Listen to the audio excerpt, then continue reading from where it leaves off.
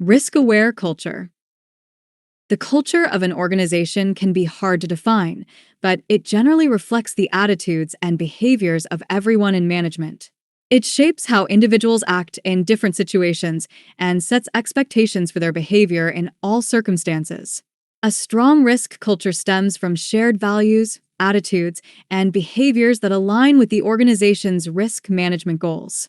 In organizations with a risk-aware culture, communication is based on mutual trust, and there's a shared understanding of the importance of managing risks. People also have confidence in the chosen control measures and are committed to following established risk procedures.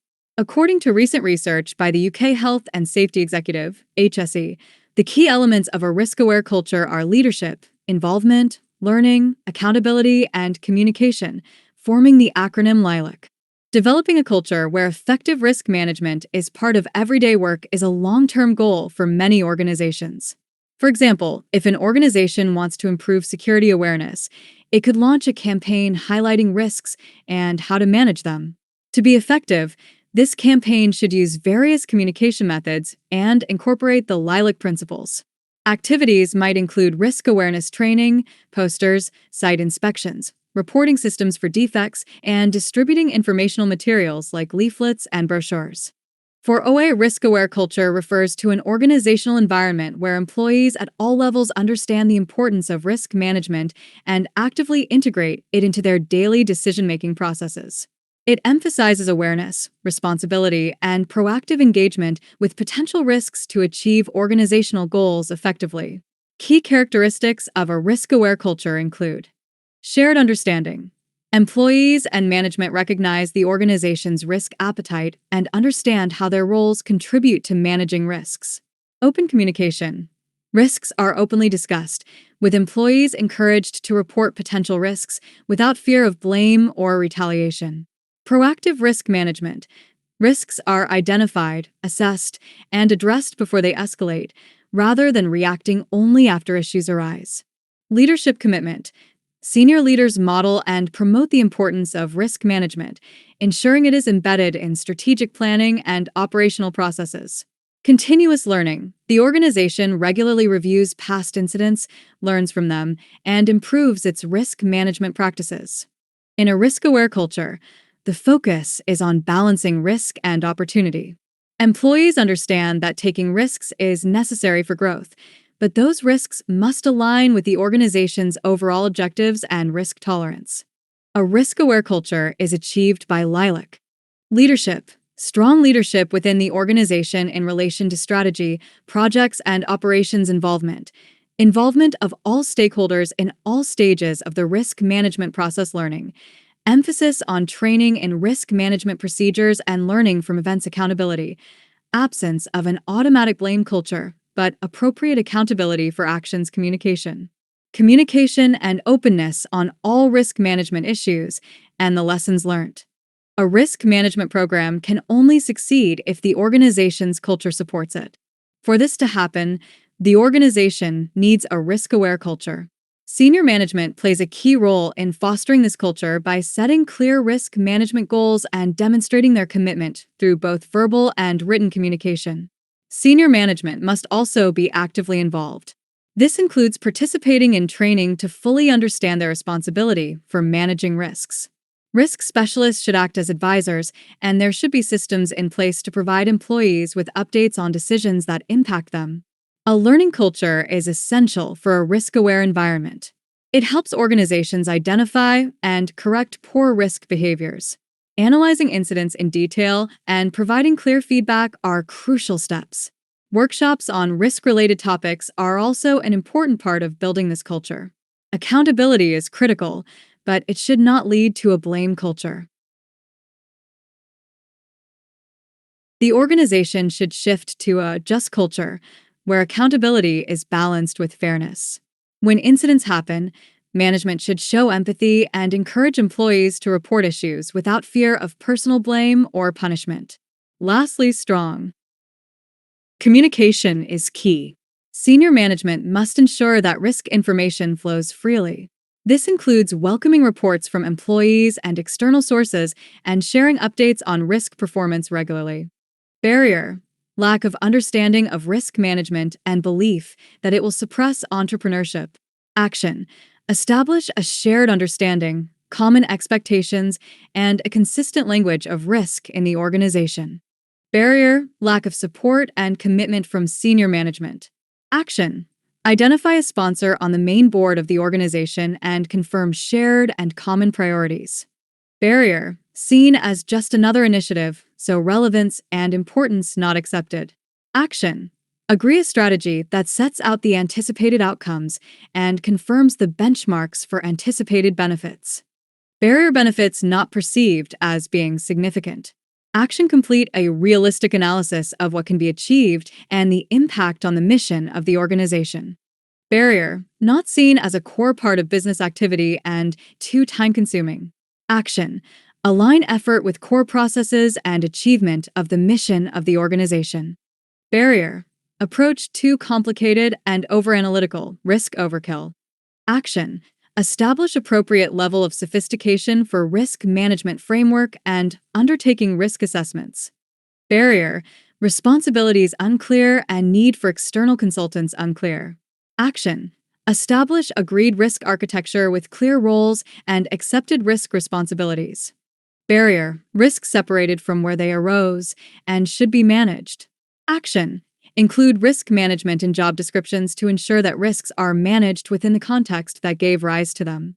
Barrier: risk management seen as a static activity not appropriate for a dynamic organization. Action: align risk management effort with the mission of the organization and with the business decision-making activities. Barrier: risk management too expansive and seeking to take over all aspects of the company. Action: be realistic. Do not claim that all the business activities within the organization are risk management by another name. Steps to successful risk management. There are 3 complementary styles of risk management related to the nature of the risk under consideration. Hazard management, control management, and opportunity management define and describe the approach and, to some extent, the level of sophistication that is applied to risk management by an organization at a point in time. Hazard risks will always have a negative outcome associated with the risk. The maximum exposure to the risk that is acceptable to the organization is the hazard tolerance. Control risks will have a cost associated with controlling the risks, and this cost can be described as the control acceptance. Opportunity risks have a range of possible outcomes from highly positive to highly negative. The intended and planned outcome is, of course, positive. The organization will be willing to put resources at risk in pursuit of opportunity risks, and this is the opportunity investment.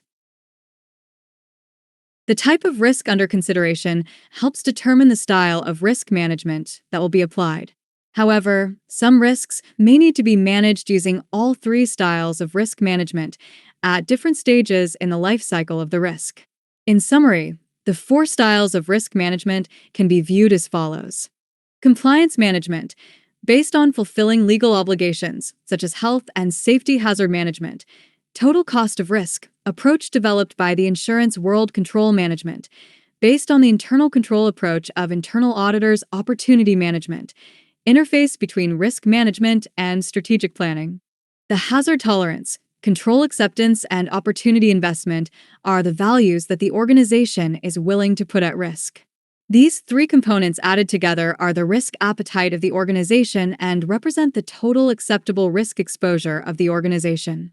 The total risk exposure is the sum of the risk exposures for the individual risks, and this actual risk exposure may differ from the risk appetite of the board and/or the risk capacity of the organization. The insurance risk manager will normally manage motor vehicle risks as a loss minimization or total cost of risk issue. The avoidance of internal fraud will normally be managed as an internal control issue and will be monitored and reviewed by the internal audit department. Risks associated with a merger or acquisition should be managed as an opportunity issue by the CEO or a nominated senior executive. To improve an organization's risk management, a dedicated initiative is needed. The approach will depend on the size, complexity, and nature of the organization, as there is no one-size-fits-all solution. Different organizations will have different reasons for implementing risk management and will expect different results. The key first step is securing support from a board member or senior executive to lead the initiative. Guidance for successful implementation can be found in various risk management standards and frameworks. As risk management evolves, the steps organizations take will also change. With the rise of governance, risk, and compliance, GRC, risk management now operates in a broader context. Risk professionals must ensure their efforts align with the organization's overall activities and internal environment. While having a clear implementation plan is important, it's equally vital to identify potential barriers. Common obstacles include influence of senior management within departments, external factors like corporate governance, the organization's business nature, products, and culture, attitudes shaped by past risk management experiences, the origins of the risk management function within the company. Understanding these barriers allows for strategies to overcome them. Successful risk management relies on the commitment of everyone involved, as weak links can undermine progress. Analyzing these challenges helps pinpoint the best methods to ensure risk management delivers maximum benefits. There is no fixed timeline or a single action to guarantee full implementation. Many organizations find that achieving complete implementation can take 2 to 5 years. The time frame may be longer if a comprehensive risk management information system, RMIS, is part of the plan. Achieving successful enterprise risk management. Engage senior management and board of directors to provide organizational support and resources. Establish an independent function reporting directly to a board member.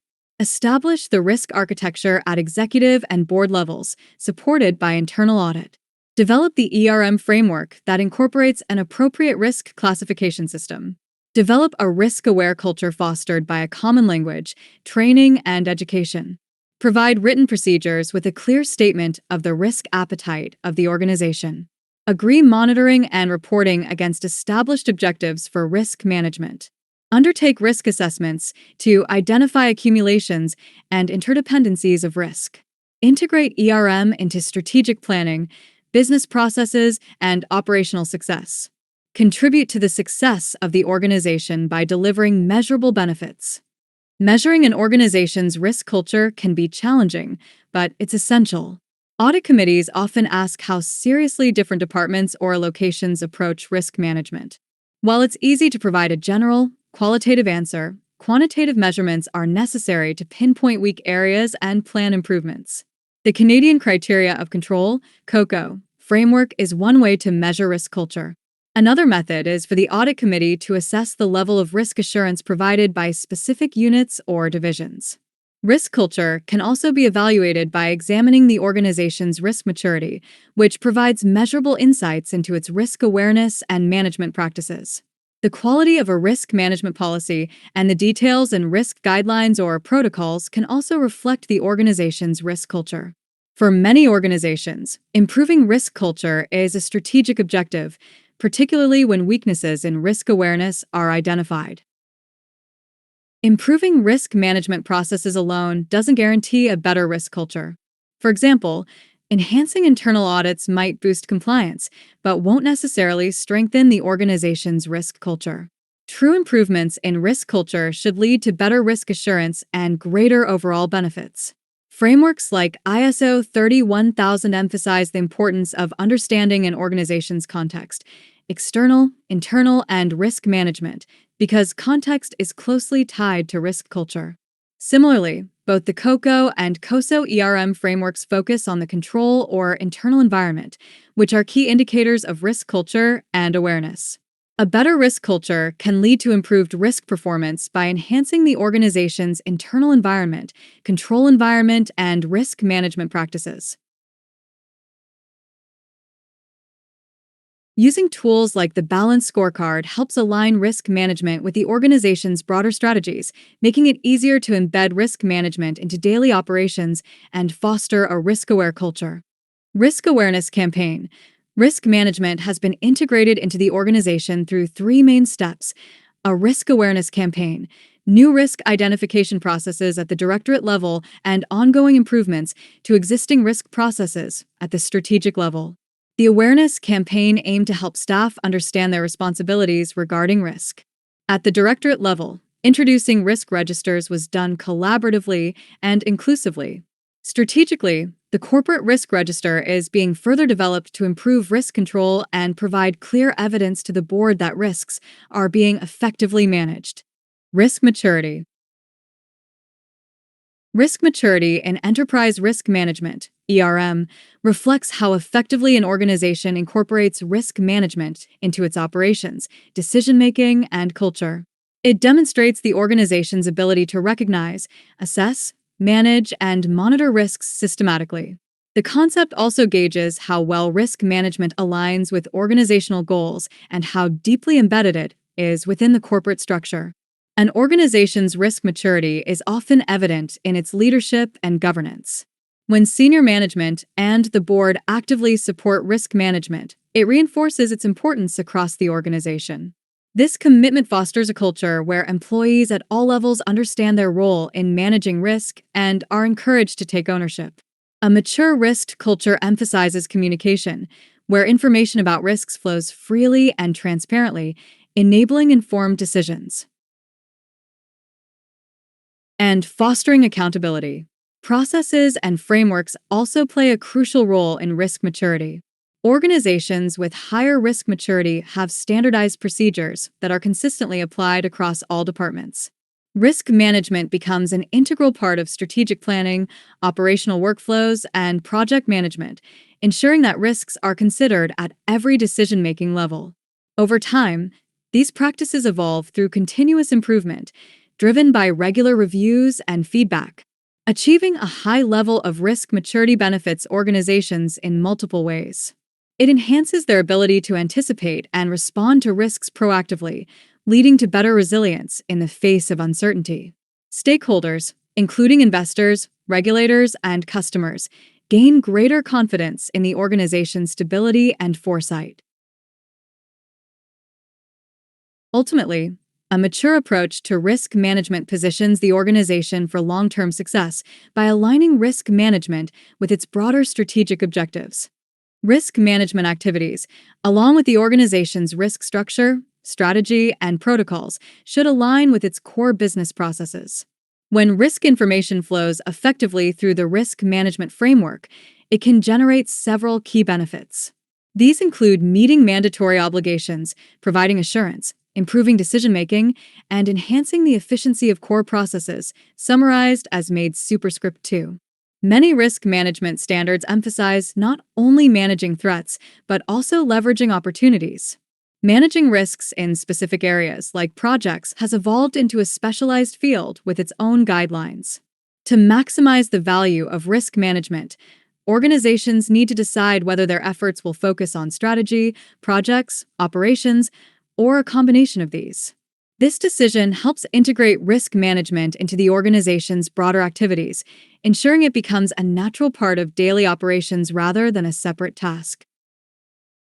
Embedding risk management into regular business processes improves efficiency and fosters acceptance. Similarly, internal audit functions should align with the organization's context and culture. Risk-based audit programs typically focus on high-risk areas and consider the organization's risk maturity. In less mature areas, internal audits may increase their scope to provide additional oversight. A useful way to measure how well risk management is embedded is through the FOIL model: fragmented, organized, influential, and leading. In the fragmented stage, different departments manage risks separately without coordination. As processes become more organized, risks are managed collectively, often through a comprehensive risk register. When ERM becomes influential, it starts shaping decision-making by ensuring risks are fully considered in strategic and tactical planning. In the leading stage, risk management drives strategy development, with risk managers playing a central role in senior leadership, ensuring risks are proactively managed from the outset. For levels of risk maturity.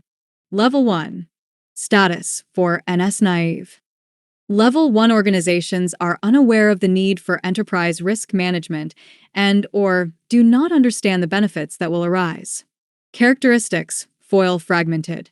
Risk management activities are fragmented and focused on legal compliance activities, such as health and safety. Level 2. Status for NS Novice. Level 2 organizations are aware of the benefits of enterprise risk management, but have only just started to implement an ERM initiative. Characteristics foil organized. Actions are planned to coordinate risk management activities across all types of risk, although plans may not have been fully implemented. Level 3. Status for NS Normalized. Level 3 organizations have embedded ERM into business processes, but management effort is still required to maintain adequate ERM activities. Characteristics foil influential. Embedded ERM processes are influencing processes and management behaviors, but this may not yet happen consistently or reliably. Level 4. Status for NS Natural. Level 4 organizations have a risk-aware culture with a proactive approach to ERM, and risk is reliably considered at all stages to gain competitive advantage. Characteristics foil leading.